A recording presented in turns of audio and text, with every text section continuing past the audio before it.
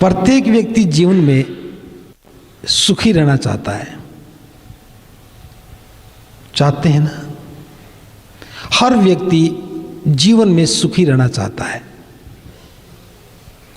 और बुद्ध ने कहा है कि जो व्यक्ति जैसा सोचता है वो वैसा ही बन जाता है। हम जो सोचेंगे वैसे ही बनेंगे, हमें वही मिलता है जो हम चाहते हैं। अब इन दोनों बातों में थोड़ा सा विरोधाभास आ जाता है कि हम जो चाहते हैं वही मिलता है, हम जैसा सोचते हैं वैसे बन जाते हैं। चाहते तो सभी सुख हैं और हैं सभी दुखी। क्यों है ऐसा? ये बात समझने के लिए हमें थोड़ा सा मन को समझना होगा। धम्मपद नाम का एक ग्रंथ है, त्रिपिटक में से एक पुस्तक है धम्मपद, जो बुद्ध की बहुत महत्वपूर्ण बातें हैं उनको वहां संग्रह किया गया है। उसका पहला ही पद है, मनोपुपमा धम्मा मनो सेठा मनोमया मनसा च पदुठेन भासती वा करोति वा ततो नंग दुख मनवेति चक्कंग वैवहतो पदंग। कि दुनिया के सारे कार्य मन से हुए हैं। मन बड़ा सुंदर है, मन बड़ा मनोमय है। जो व्यक्ति मन से बुरा सोचता है वाह करोति वाह, और वो बुरा ही करता है, ततो नंग दुख मनवेति, उसके पीछे दुख ऐसे लग लेते हैं, चक्कंग वैवहतो पदंग, जैसे बैल के कंधे पर, बैल के गर्दन पर गाड़ी जुड़ी हो और गाड़ी में बोझ लदा हो। बैल चाहे कितना तेज दौड़े, बोझा तो कंधे पर ही बना रहेगा, गर्दन पर बना रहेगा। बैल रुक भी जाएगा तो गाड़ी रुक जाएगी, लेकिन वजन तो गर्दन पर रहेगा। ये दुख है। जब हम बुरा सोचते हैं तब बुरा ही करते हैं, बुरा ही बोलेंगे, बुरा ही करेंगे, बुरा करेंगे तो परिणाम दुख का होता है। और दुख भी ऐसा कि पीछे पीछे दौड़ता, हम कहीं भी चले जाएं। और दूसरे पद में मैं हिंदी बोल देता हूं, जब कोई व्यक्ति मन से अच्छा सोचता है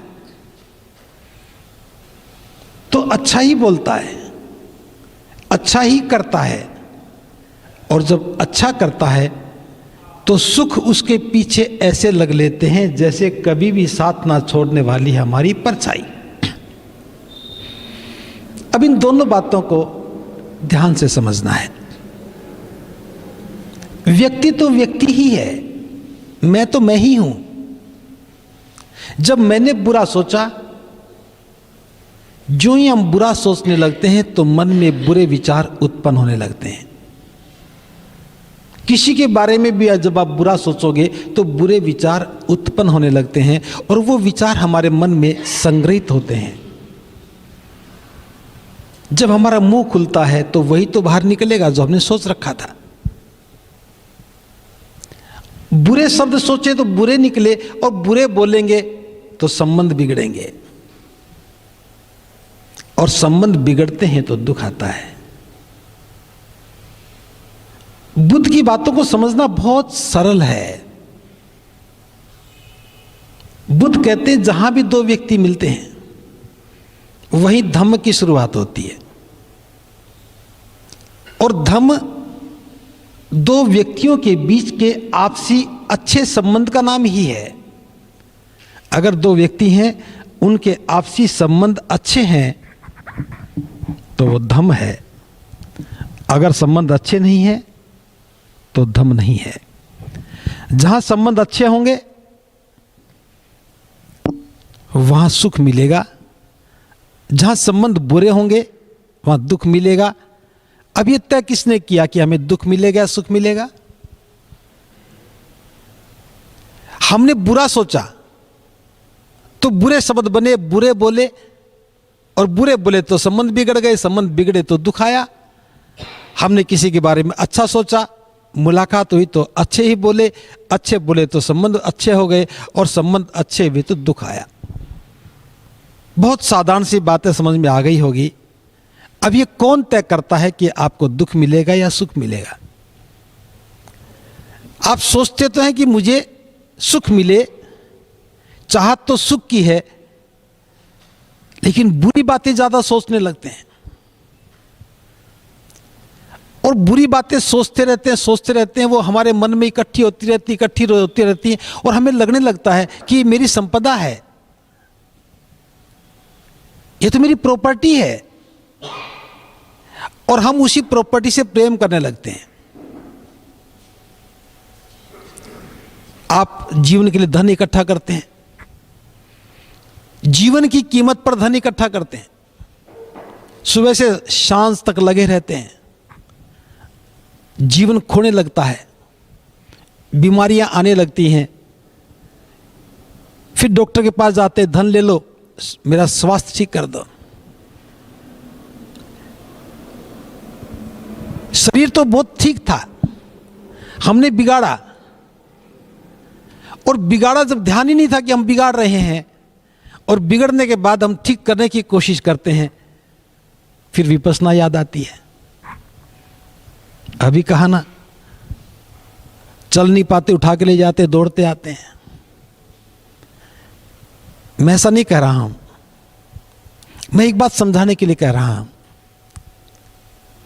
कि बुद्ध ने जो भी हमें शिक्षा दी, उन शिक्षाओं में विपश्यना एक हिस्सा है, एक छोटा सा पार्ट है। विपश्यना समझने के लिए है, जो चीजें बाहर से समझ में नहीं आती, उन्हें अंदर जाकर समझना है। जब हमारा मकसद ही सुखी रहना है, तो इसके लिए बुद्ध ने अष्टांगिक मार्ग का जिक्र किया। और अष्टांगिक मार्ग क्या है? इसे 8 अंगों वाला मार्ग कहते हैं, या हम इंग्लिश में मिडल पाथ। इसको समझने के लिए तथागत ने बताया है कि 2 प्रकार की अतियां हैं, और दुनिया में 2 ही प्रकार के लोग हैं। कुछ लोग तो ऐसे हैं जो कहते हैं कि खाओ पियो मौज उड़ाओ, अंततः सबको मरना ही है, जब मरना है तो खा पी के क्यों ना मरे। तो जिंदगी को मारना कोई उद्देश्य नहीं है, मौज लेते रहें, वो मौज लेना ही जिंदगी को नष्ट करना है, यहां कोई सुख नहीं है। दूसरे प्रकार के लोग वे हैं जो कहते हैं कि नहीं, काया क्लेश करो, शरीर को जितना कष्ट देंगे उतना ही शरीर अच्छा बनेगा, उतना ही जीवन सुखी होगा। शरीर को कष्ट देना भी काया क्लेश है, और काया क्लेश दुख का ही मार्ग है। इन दोनों अतियों में कहीं सुख नहीं है, और आदमी इन्हीं 2 अतियों में फंसा खड़ा है। घर में कोई खुशी का माहौल आ गया, चलो खाते पीते हैं, खुशी का माहौल है, खाते पीते हैं, दुख का आमंत्रण है। अभी जीवन को ठीक करना है, चलो 1 सप्ताह का फास्ट रखते हैं, काया क्लेश है, ये भी दुख का आमंत्रण है। तो बुद्ध ने जो सिद्धांत दिया, इसको समझिए ध्यान से। जैसे एक तार वाली वीणा है, उसका तार ढीला हो, उसको कितना भी हिलाइए संगीत पैदा नहीं होता। उस तार को थोड़ा कसते हैं, आवाज आने लगती है, और कसते हैं तो और आवाज आती है, और कसते हैं तो और अच्छी आवाज आती है। जिसकी अंगुलियां सदी हुई हैं वो संगीत पैदा कर लेता है। जो कसेंगे आवाज तेज हो जाएगी, लेकिन एक अवस्था आएगी, और कसा तो तार टूट गई तो संगीत नष्ट हो गया। टूटी हुई तार में कोई संगीत नहीं है। तो बुद्ध ने कहा है, जीवन को इतना ढीला भी मत छोड़ो कि इसमें कोई संगीत ही ना हो, और इतना भी मत कसो कि वो टूट ही जाए। इन दोनों अतियों के बीच में जो ठीक ठीक कसो कि जीवन सुंदर हो जाए। और उसके लिए मैं बताना चाहूंगा कि सबसे पहला है, हमारी दृष्टि सम्यक हो जाए, हमारा देखना ठीक हो जाए। अभी हम दृष्टि में और देखने में अभी अंतर नहीं समझ पाए। जब मैं सम्यक दृष्टि की बात कर रहा हूं तो ये नहीं कि मेरे पास पेन है तो मैं इसे पेन मान रहा हूं, माइक का तो माइक मान रहा हूं, ये दिख रही चीजें। लेकिन कुछ चीजें ऐसी हैं जो दिखती नहीं है और हम मानते रहते हैं। हम देखते हैं तभी मान लेते हैं। जैसे आपका कोई विशेष काम है, इंटरव्यू के लिए घर से निकले या एग्जाम के लिए घर से निकले, हमने कदम बाहर रखा और किसी को छींक आ गई, कैसा अनुभव करते हैं? डर लगता है या नहीं लगता? मन में संदेह पैदा होता नहीं होता है? घर से निकले, आगे से बिल्ली गुजर गई, हम कहते हैं बिल्ली रास्ता काट गई। कभी बिल्ली ने कभी रास्ता काटा है? बिल्ली का अपना मकसद, उसे भोजन की तलाश करनी है, यहां से वहां जाना है, हमारा अपना मकसद। लेकिन डरा कौन? हम डर गए। आगे कुत्ता था, उसने कान फड़फड़ा दिए।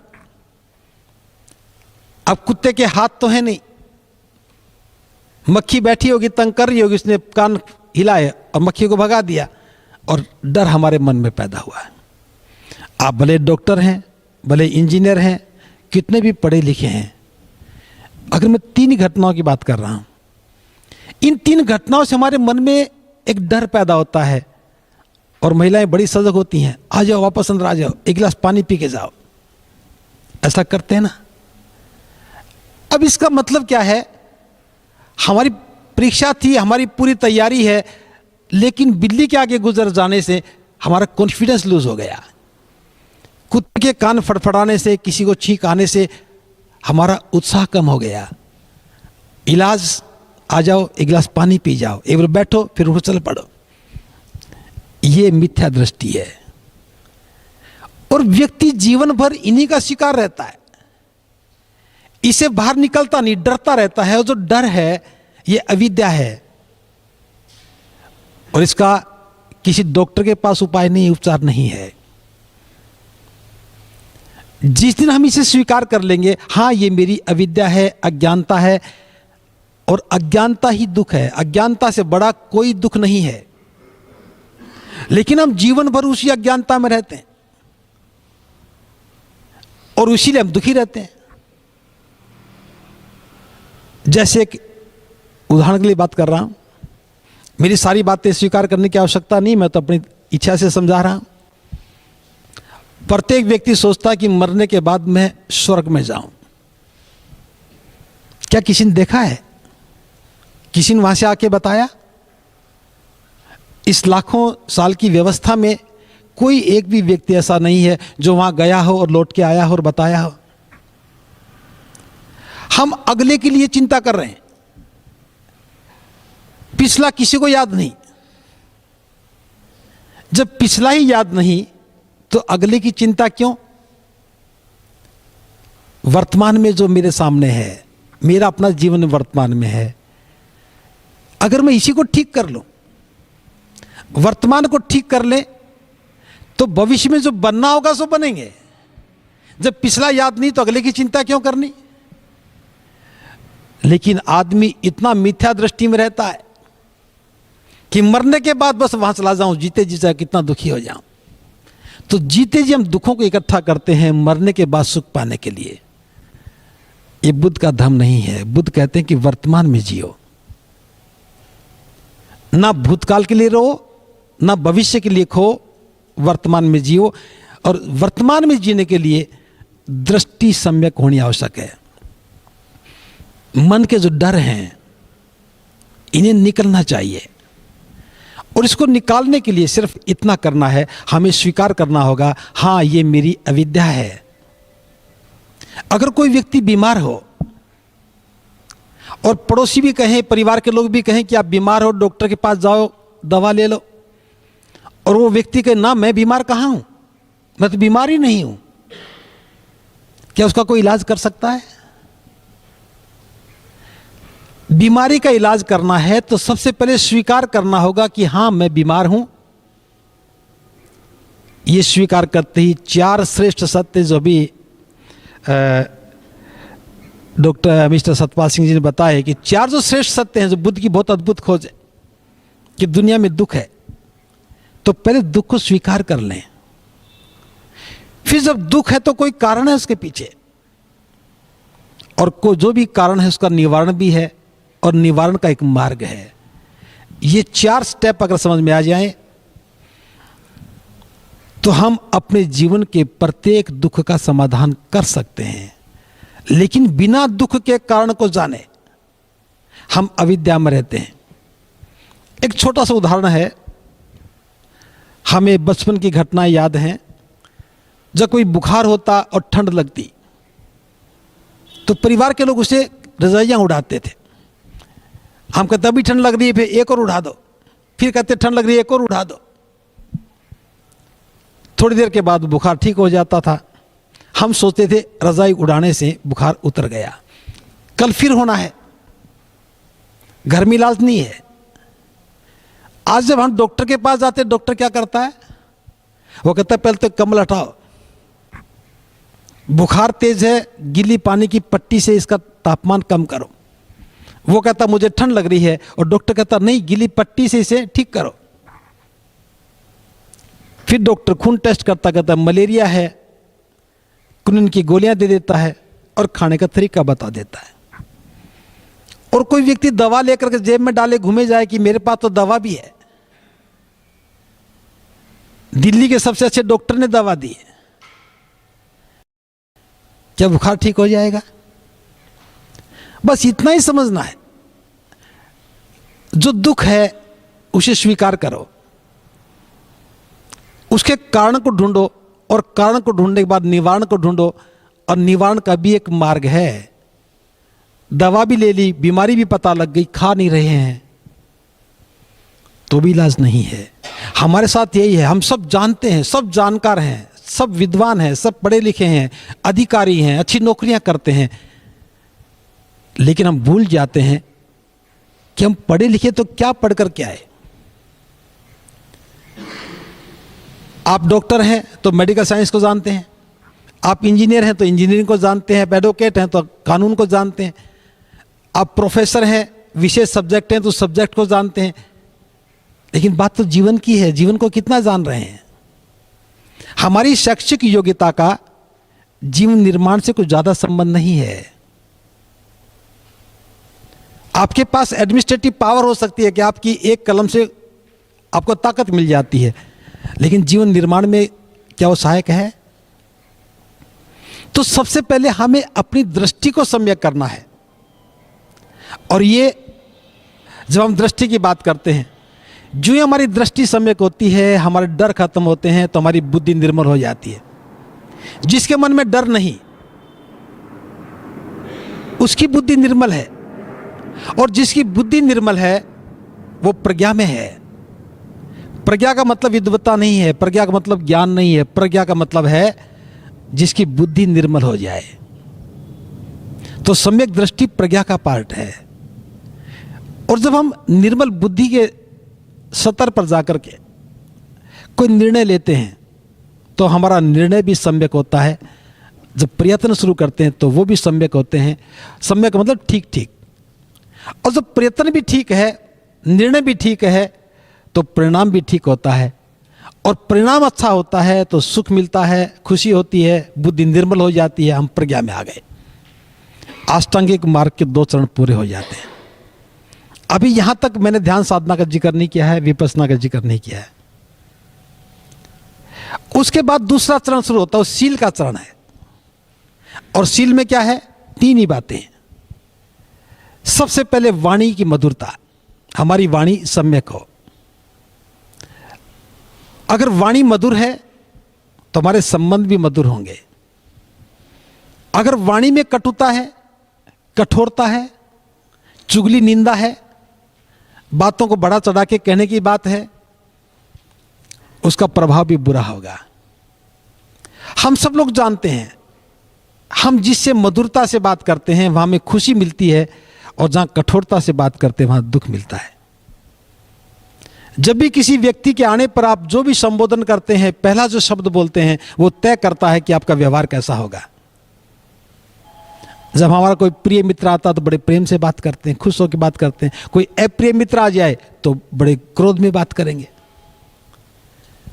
ऑफिस में बैठ के काम कर रहे हैं, कोई हमसे नीचे का कर्मचारी आ जाए तो डांट करके बात करेंगे। अधिकारी आ जाए तो बड़े मधुर स्वभाव में बात करेंगे। ये जीवन शैली ही दुखों का आमंत्रण है। अब एक अवसर मिला हमें कि कोई भी आए, कोई जरूरतमंद आया, परिचित आया, अपरिचित आया, मेरे से बड़े ओहदे वाला व्यक्ति आया, मेरे से छोटे ओहदे का व्यक्ति आया, कोई भी आए वो एक व्यक्ति है और मैं उसके लिए कुछ कर सकता हूं, मधुरता से बात कर लें, कुछ जाएगा हमारा। लेकिन जो अहंकार है, मैं अधिकारी हूं, मैं बड़ा अधिकारी हूं, मैं पावरफुल अधिकारी हूं, ये बैरिकेटिंग कर देता है और हमारी वाणी वहीं से बिगड़ना शुरू होती है। और रोज जब ऐसा व्यवहार करते हैं तो वो हमारा व्यक्तित्व बन जाता है और वो व्यक्तित्व ही दुख का कारण बनता है। आपने कितने लोगों को देखा होगा, मैं तो अक्सर देखता रहता हूं कि मेरा तो विषय यही है। कुछ लोग कहते हैं बस मुझ में एक ही कमी है, एक बार मुझे कोई बुरी बात कह दे, जिंदगी भर नहीं भूलता हूं। अब वो जानता तो है कि मेरे में एक कमी है कि कोई मुझे एक बार गाली दे दे, बुरी बात कह दे, जिंदगी भर नहीं भूलता हूं। जिसने बुरा कहा था वो तो भूल भी गया और हम जिंदगी भर याद रखते हैं। ये बात पता कैसी है? सोमवार को सुबह 11 बजे कांटा चुभा और वो एमएमटीसी के इस सामुदायिक भवन में आते ही घुसा। कांटा चुभा तो दर्द भी हुआ। अब तो याद रखना है, एमएमटीसी में जब भी जाता हूं सोमवार को 11 बजे कांटा चुभा था। अब हर सोमवार को कांटा चुभोए, हर सोमवार को 11 बजेंगे तो कांटे की चुभनी याद आएगी। ये दुख का आमंत्रण है। वाणी मधुर है तो दूसरा काम है हमारा व्यवहार भी मधुर होगा, और व्यवहार मधुर है तो सुख ही आएगा।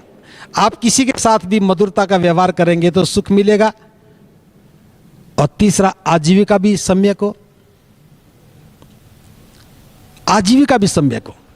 सील में 3 ही बातें हैं, सम्यक वाणी हो, सम्यक व्यवहार हो, सम्यक आजीविका हो।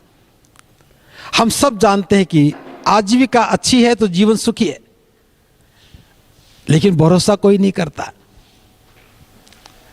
आप महीने में 50,000 रुपया कमाते हैं, महीने में 1 लाख रुपया कमाते हैं, क्या संतुष्टि है? 1 लाख का तो सोफा ही लेके आना है। छोटी कार में काम नहीं चलती, बड़ी कार लेके आनी, तनख्वाह से बात नहीं बनेगी। तो पैसा आना चाहिए, कैसे भी आ जाए। अब चोरी करने लगते हैं, झूठ बोलने लगते हैं, किसी का काम रोकते हैं, किसी को डराते हैं, किसी को धमकाते हैं, कैसे भी करके हम पैसा कमाते हैं और फिर कहते सुख तो आया ही नहीं। जहां चोरी करेंगे वहां तो दुख ही आएगा। एक बहुत ही व्यवहारिक बात कर रहा हूं आपसे। अगर आपके बच्चे चोरी करने लगे तो आपको कैसा लगेगा? अच्छा या बुरा? अच्छा या बुरा? बुरा लगेगा। कितने लोग हैं जो ईमानदारी से पैसा कमा करके बच्चे की फीस भरते हैं? इस देश की सरकार ने फैसला कर दिया कि 1 साल में 10 लाख रुपए फीस लगेगी आईआईटी में। डॉक्टर बनना है तो आपको 1 करोड़ रुपया खर्च करना पड़ेगा या 50 लाख खर्च करना पड़ेगा। कोई भी अधिकारी कर्मचारी काम करता है, क्या वो उस पैसे से बच्चे को पढ़ा सकता है? बच्चे को पढ़ाना तो क्या करना होगा? ईमानदारी से बताओ क्या करना होगा? चोरी करनी होगी। और बच्चा भी जानता कि मेरे पिता ने चोरी की, मेरी मां ने चोरी की, चोरी करके मेरी फीस भरी, अब मुझे इसे लौटाना है और बड़ी चोरी करके। तनख्वाहों से पैसा नहीं लौटता। लौट सकता है क्या? अब यही तो दुख का आमंत्रण है। हम चोरी का तो बीज बो रहे हैं और फिर विपश्यना में सुख ढूंढ रहे हैं। मैं एक छोटी सी बात, व्यवहारिक बात बता रहा हूं। प्रकृति ने जिसको भी बनाया, प्रकृति ने सबको सारे रास्ते दिए। जो डिलीवरी है, नॉर्मल डिलीवरी, 99% या 95% केस में नॉर्मल डिलीवरी होती है। हॉस्पिटल में लेके जाइए, डॉक्टर जानता है नॉर्मल डिलीवरी होगी, 2,000 रुपये का खर्चा आएगा। और वो क्या कहता, नहीं इमरजेंसी है, अभी ऑपरेशन होगा, अभी इमीडिएट। और वो करता क्या है, 10 रुपये का चाकू आता है और 3 इंच चीरा लगाता है और 4 टाके लगाता है, 100 रुपये खर्चा होता है। अब उसने चाकू मारा, 50,000 1 लाख रुपए ले लिया, उस महिला को 2 महीने का दर्द दे दिया। हॉस्पिटल में क्या प्रैक्टिस नहीं हो रही है? डॉक्टर बना था मरीजों का इलाज करने के लिए, लेकिन प्राथमिकता ये होगी कि पैसा लौटाना है। कर्ज लेके डॉक्टर बना हूं, मेरे पिता ने कर्ज लिया जब मैं डॉक्टर बना हूं। करुणा कहां गई? अब आजीविका से करुणा जुड़ी थी। आप भी दफ्तर में ईमानदार रह सकते थे, दूसरों के प्रति करुणावान रह सकते थे, अगर ये व्यवस्था ना होती। लेकिन देश में कोई भी व्यक्ति ये आवाज ही नहीं उठा रहा कि हमारी आजीविका सम्यक रहने दो, हमें चोर मत बनाओ, बस कैसे भी हो मेरे बेटे को पढ़ाई मिल जाए। यहां जो सुख आना था वो खत्म हो गया। पढ़ते हुए बच्चे दुखी, पढ़ाते हुए माँ बाप दुखी, पढ़ने के बाद वो दुखी, जीवन भर उसी चक्र भी मुड़ज करके आजीविका ही सम्यक नहीं है तो सुख नहीं है। ये दूसरा चरण है। और तीसरा चरण जो शुरू होता है, यहां ध्यान साधना की आवश्यकता पड़ती है। वो है सम्यक व्यायाम, सम्यक स्मृति और सम्यक समाधि। सम्यक व्यायाम का मतलब शारीरिक व्यायाम नहीं है, मानसिक व्यायाम है। मानसिक व्यायाम करने के लिए हमें मन को समझना पड़ता है। अभी आपको आधे घंटे के लिए ध्यान साधना करवाई, आनापानसति का अभ्यास करवाया। थोड़ा मैं क्लियर कर दूं, क्योंकि इन्होंने थोड़ा शॉर्ट में बताया, मैं थोड़ा सा इसको समझाने के मकसद से बात कर रहा हूं। ध्यान साधना के लिए हम श्वास को देखते हैं। श्वास का ध्यान साधना से कोई संबंध नहीं है। ये श्वास तो बस इतना मानिए कि हम यहां खड़े हैं, हमें छत पर जाना है तो हमें सीढ़ियां चाहिए, और छत पर पहुंचने के बाद सीढ़ी खत्म हो गई। मन की प्रवृत्ति है, मन का व्यवहार है दौड़ते रहना। बचपन से ही दौड़ते रहते हैं, मन दौड़ता रहता है। अभी टेस्ट करके बताया कितनी बार भागा मन। उस मन को रोकने के लिए कोई काम चाहिए। मन बिना काम नहीं रुकता। मान लो म्यूजिक लगा दिया, हम म्यूजिक देखने लगे तो मन रुक गया, लेकिन म्यूजिक बंद होते मन फिर भागेगा। मान लो खटखट की आवाज आ रही है, आप ध्यान लगाओ, लगेगा, रुकते फिर मन कहेगा अब क्या करूं। तो उसका रास्ता निकालने के लिए हमारे पास जो सबसे सुलभ है वो है हमारा श्वास, जो हमारा है, निरंतर आ रहा है, जा रहा है, बिना रोके तो क्या रहा है, कभी ना रुकने वाला है। तो हम अपने श्वास को देखने लगते हैं, मन धीरे धीरे एकाग्र होता है, और जब मन एकाग्र होता है तो श्वास को छोड़ देते हैं और ध्यान साधना में आगे बढ़ जाते हैं। हम क्या देखते हैं? संवेदनाएं देखते हैं। संवेदनाएं देखने से क्या मिलने वाला है? संवेदना देखने से मिलने वाला कुछ नहीं है। संवेदना इसलिए देखते हैं कि संवेदना पैदा हुई और नष्ट हो गई। अभी चुभन सी हुई, नष्ट हो गई, अभी दर्द सा हुआ, खत्म हो गया, अभी खिंचाव सा हुआ, दूर हो गया।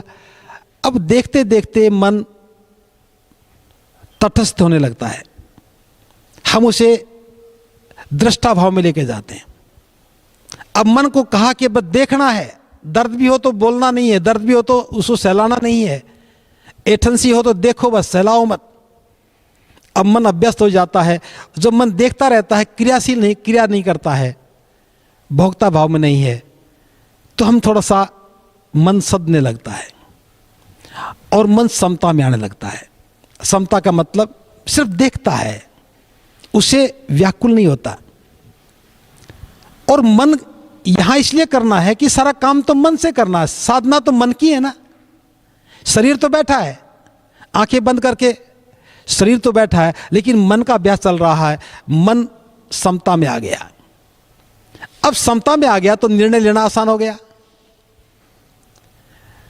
फिर हम अपने ही मन को देखने लगते हैं। अभी तो आप नहीं देखा, आप अगर परिचित होंगे एक दूसरे के, सभी एक दूसरे के अवगुण बता देंगे ना, कि वो तो ऐसे हैं, उनको तो क्रोध बहुत आता है, वो तो बहुत बुरा बोलते हैं, वो तो डांटते हैं, उनका स्वभाव अच्छा नहीं। हम सबकी कमियां बता देंगे। कभी अपनी कमियों की लिस्ट बनाई हमने आज तक? बनाई? नहीं बनाई, क्योंकि हम आंखों से देखते हैं और आंखें वही देखती जो सामने है। इसलिए जीवन में हम सामने वाले को ही जांचने के लिए अभ्यस्त हो गए। मेरे बगल में जो बैठे हैं, मैं तुरंत इनकी जांच करूंगा। आपके आगे पीछे कौन है, आप उनकी जांच करेंगे, क्योंकि आंखों का काम ही है जांचना। हमारा अभ्यास तो आंखों से जांचना है, लेकिन अब खुद को जांचना है तो आंखें काम नहीं करेंगी। आंखें काम करने लगे हैं, इसलिए आंखों को बंद करना पड़ता है। अब इनका काम बंद हो जाए, आंखें खुलेंगी तो पड़ोसी दिखेगा। आंखों को बंद किया, अब हम मन के स्तर पर जाकर के मन को देखने का काम किया कि मेरे मन में कौन कौन से विकार हैं। अब जो बुरे विकार हैं, अभी तक हो सकता है आपकी समझ में अभी ना आया हो, लेकिन जब बैठेंगे, अरे मेरा तो व्यवहार बहुत बुरा है, मेरा तो स्वभाव भी बुरा है, मेरे मन में तो बड़ा लोभ है, मेरे मन में तो बड़ी वासनाएं हैं, मैं तो बड़ा ईर्ष्यालु हूं, मेरे मन में तो फलां व्यक्ति के प्रति द्वेष भरा है। अभी छोटी छोटी बातें जो अभी तक हम ध्यान नहीं दे रहे थे, अब मन के स्तर पर जाकर के दिखने लगती हैं कि मेरे मन में इतना द्वेष, मेरे मन में इतना अहंकार, मेरा इतना बुरा व्यवहार, मेरा इतना बुरा स्वभाव। उस आदमी का कोई दोष नहीं था, मैंने इतना डांट दिया, क्यों डांटा? जब हम देखने लगते हैं, हमारा मन समता में है। अब वो बॉयस नहीं है कि मैं अपनी कॉपी जांच रहा हूं तो कितने नंबर दूं, नहीं, वो कहता नहीं कॉपी किसी की हो, मेरा काम तो जांचना है। और जब हमारा मन देखने लगता है कि मेरे अंदर ये विकार हैं, तो मन का एक सुंदर सा तरीका है, जब हम देख लेते हैं और ये कहते हैं ये तो बुरी बात है, तो उसको त्याग देता है। जैसे आप स्नान करते हैं, नहाते तो क्या करते हैं? पानी डालते हैं, साबुन लगाते हैं, थोड़ा मसलते हैं, किस लिए? कि जो तन पे लगा है साबुन में घुल करके पानी के साथ बाहर चला जाए, और नहाकर के हम कैसे बड़े तरोताजा हो गए। हर रोज हम बाहर से स्नान करते हैं, धुले हुए कपड़े पहनते हैं, तरोताजा होते हैं। अगर 2 दिन ना स्नान करें तो कैसा लगता है? बहुत से लोगों को तो 1 दिन में बुरा लगता होगा, 2 दिन की बात तो बहुत दूर होगी। अगर हम 1 सप्ताह तक ना नहाएं और कपड़े भी ना बदलें तो कैसा लगेगा? कैसा लगेगा? बुरा लगेगा। अब बाहर का मैल बाहर ही तो है, अंदर तो नहीं है ना। बाहर का मैल बाहर ही रखा है, कपड़े मैले ये भी शरीर के बाहर हैं, लेकिन दुखी कौन हो रहा है? हमारा मन हो रहा है। लेकिन कभी सोचा है, आज तक कभी मन को साफ किया? साल में 1 बार तो कमरा मकान भी साफ कर लेते हैं, काम वाले लगाते, रोज पोछा लगवाते हैं, और पोछा बारीकी से देखेंगे, देखो यहां गंदगी रह गई। खाना खाते समय चम्मच में कुछ लगा हो तो डांट मारेंगे, चम्मच भी ढंग से साफ नहीं हुई। बाहर की चीजों के प्रति हम कितने सावधान हैं। लेकिन जिस मन में जितनी आपकी उम्र है उतने सालों से ये सारे विकार इकट्ठे हो रहे हैं, जैसे मन को हमने डस्टबिन बना रखा है। अब हमारा मन तो कबाड़ घर की तरह से हो गया, और ये दुख का कारण है। लेकिन जब मन देखता है तो बुरे विचारों को बाहर निकालो। बुरे विचारों को बाहर निकालते हैं, फिर बुरे विचार आ कहां से रहे हैं उसको रोकते हैं। 2 काम हो गए। तीसरा काम, अच्छे विचार आने चाहिए और अच्छे विचारों का संवर्धन होना चाहिए। ये 4 काम हम सम्यक व्यायाम में करते हैं। तो ध्यान साधना, इस सम्यक व्यायाम में आवश्यकता पड़ती है कि हम अपने चित्त को निर्मल करने के लिए उसको समझ सकें, जान सकें, जो बुरी चीजें हैं उनको बाहर निकाल सकें, बुरे विचारों की उत्पत्ति को रोक सकें, अच्छे विचारों को आने दें और अच्छे विचारों का संवर्धन होने दें। इतना करते करते हम सजगता में, अभ्यास में आते हैं, जिसे हम बोलते हैं सम्यक स्मृति, यानी कि सजगता। सजगता का मतलब जागते हुए नहीं है। सजगता का मतलब है हम चलते हुए, उठते हुए, बैठते हुए, खाते हुए, सोते हुए, जो भी हम क्रिया कर रहे हैं उसके में हम सजग हो जाएं। एक भी छोटी गलती हो तो हमें पता लगता है कि हाँ मेरे से गलती हुई, कि मैं उस व्यक्ति के साथ ठीक से पेश नहीं आया, मैंने उसको बुरा कहा, मैंने उसको डांटा, या मेरे मन में बुरा विचार आया। मन इतना सजग होता है कि छोटी छोटी बातों को भी पहचानता है, और ये सजगता देखती है कि हाँ कहीं विकार रह गया तो सम्यक व्यायाम को कहेगा कि ठीक करो, सम्यक व्यायाम ठीक करता है। तो सम्यक स्मृति तो एक आईना है अपने आप को दिखाए रखने का। और उसके बाद समाधि। समाधि चित्त की निर्मल अवस्था का नाम है। जब चित्त निर्मल हो गया, एक अवस्था में स्थिर हो गया, हम समाधि में आ गए। बुद्ध कहते हैं कि कोई भी व्यक्ति समाधि में आ सकता है, लेकिन समाधि में टिके रहना मुश्किल है। क्यों मुश्किल है? क्योंकि उसकी 5 बाधाएं निरंतर सामने खड़ी हैं। पहली बाधा तो हमारा लोभ है, हमारी तृष्णा है, वासना है। पहली बाधा है। जब भी हमारे मन में लोभ आएगा, मन बेचैन हो जाएगा, मन उसके पीछे भागने लगेगा। दूसरी बाधा ईर्ष्या है।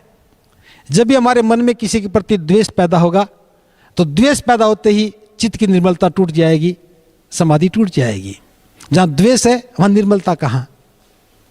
तीसरी बाधा आलस्य है, कि व्यक्ति आलसी होता है। आज नहीं कल करूंगा, कल नहीं परसों करूंगा, अब क्या करूंगा, लेट हो गया, अभी वहां जाना था, 10 बजे कौन से लोग आते हैं, 11 बजे चलेंगे, अरे अभी तो 11 बजे हैं, चलो 11:30 चलेंगे, फिर कहेंगे तो 12 बजने वाले हो गए, पहुंचूंगा 12 बज जाए, प्रोग्राम खत्म हो जाएगा। आलसी व्यक्ति ऐसा ही करता है।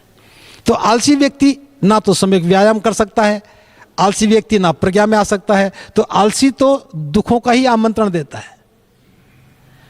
चौथी बाधा है, हम निश्चय नहीं करते हैं कि मुझे करना भी या नहीं करना।